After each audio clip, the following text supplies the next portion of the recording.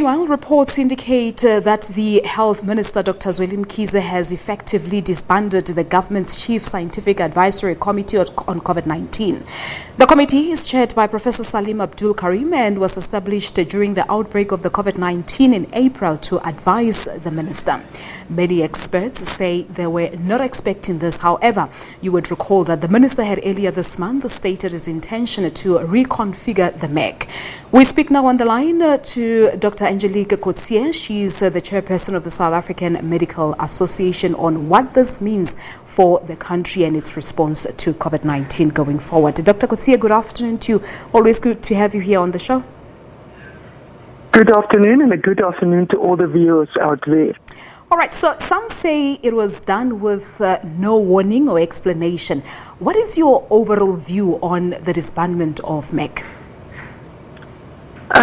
You see, it was done without any warning to any of us sitting on the MAC meeting. Although we know that the minister last week appointed another MAC committee looking at vaccines. So I presume that going forward, that is a bigger concern to the government, to see how far South Africa can develop or play a role in the vaccination campaign or in the developing of the vaccine, as well as getting international donors and also making sure that we can order from those companies that hopefully we are in partnership with in developing the vaccine. So I think for now that is maybe a more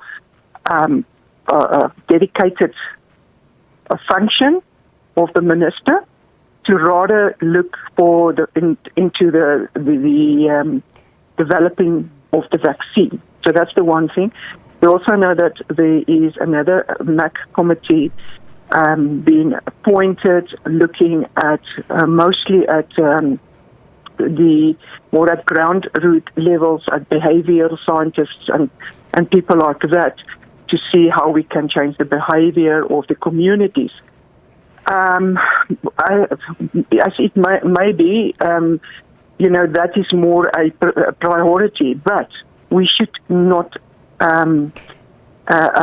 disregard the scientific input of the scientists that was part of especially this committee that has now been disbanded. And you and I had a discussion, I think it was just yesterday. We spoke about the fact that we are not out of danger as yet as a country. So is getting rid of this MEC a good idea, really, considering the fact that we're seeing an increase in number of positive cases as well as deaths on a daily basis? The thing is, we're not sure whether the minister is going to appoint another a medical scientific committee. We're not sure, but it is his prerogative what he wants to do. I would have just done it a bit differently, and because there's still unfinished reports that needs to go in. But maybe, we never know what the politics behind everything is, and maybe the minister will get a committee that is less,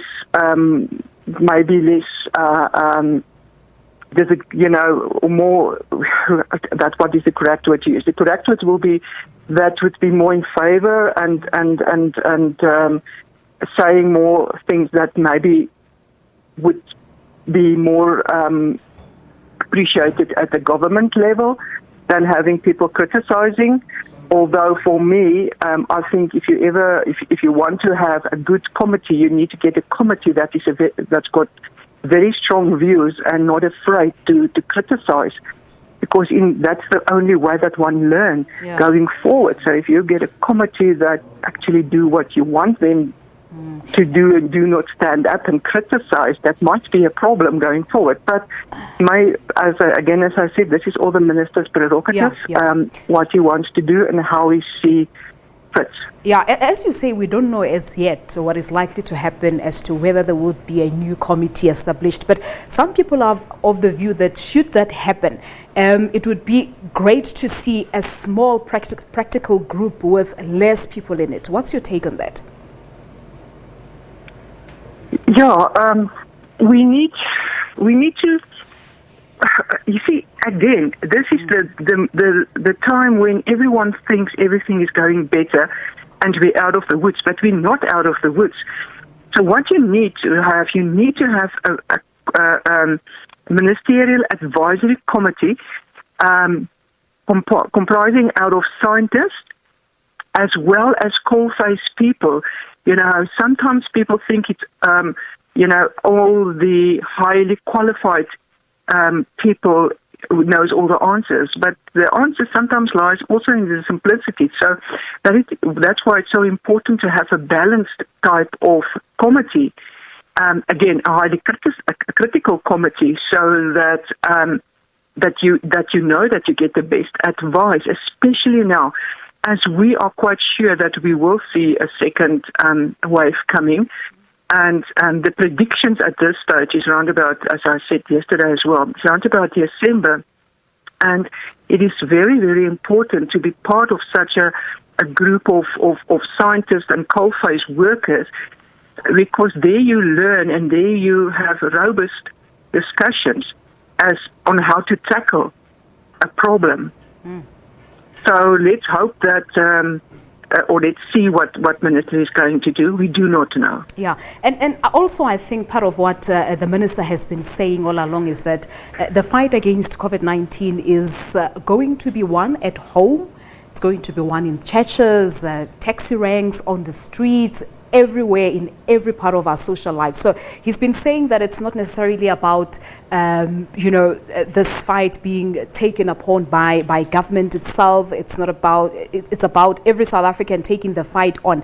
Do you think this is the correct approach to sort of say it requires that behavioral change more than anything else? I mean, you've just said that we're likely to see a second wave of infections in months to come.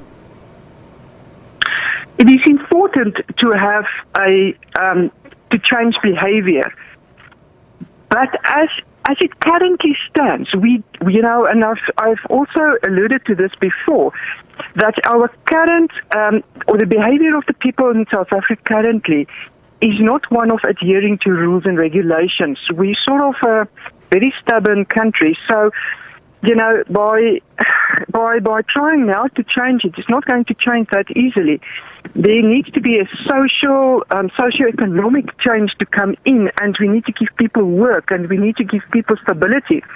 And in that way, you are going to start to change behavior. I fail to see that really going to change the behavior going forward, and it is not only the responsibility of the government, it is also the responsibility of each and every citizen to listen. And so far, the past 6 months, we were clear there are only 4 things that you need to do from our side that we can help and to keep you healthy. So again, coming back, we need to change the socio-economic situation in our country, and there must be a real political will. It's not really going to be changed by a MAC committee. All right, time constraints, we have to leave it at this, but we thank you so much for coming through. Dr. Angelique Coetzee is the chairperson of the South African Medical Association, talking to us about the reports that the health minister has disbanded the government's chief scientific advisory committee on COVID-19.